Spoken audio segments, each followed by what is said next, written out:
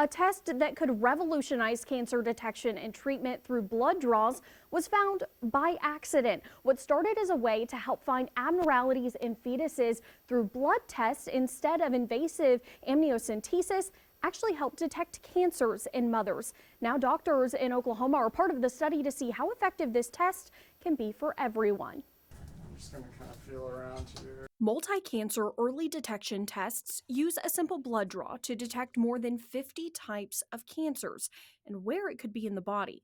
But currently, it's not covered by insurance and costs patients about $1,000. Doctors at OU Health Stevenson Center are part of a global clinical trial. There are about 10,000 patients participating around the world, including more than 200 in Oklahoma. Dr. Jerry Jaboyne says the goal is to gather data from more than 30,000 patients.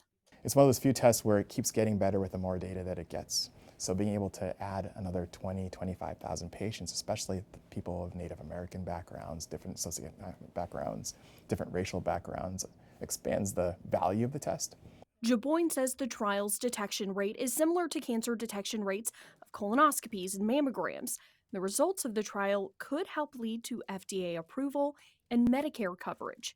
Medicare paying for it, usually that's a foot in the door with every other insurance company too, so that will kind of shed light on the importance of it. But then also we know cancer is more common in the aging population, and so that would be a great start for some of the most high-risk patients to get this screening done. Johnston and Jaboyne say it doesn't replace standard cancer screenings, but eventually it could become another annual screening option.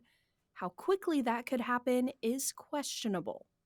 Everybody wants the test to work, and I don't think it's at the point it can be utilized on a large volume of patients yet.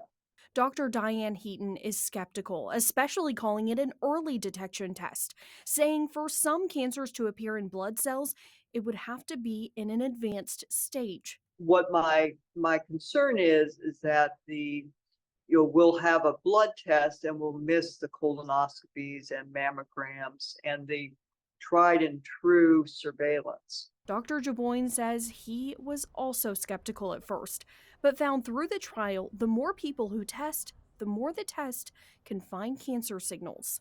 What if we didn't develop the test and we never knew that we had an opportunity to detect 70% additional cancers that could be curable? And if we can prove that the signal is then worth the rest of the pull, that by curing a person early, that you'll get all that savings in healthcare costs, which I think we might do, then it's a game changer.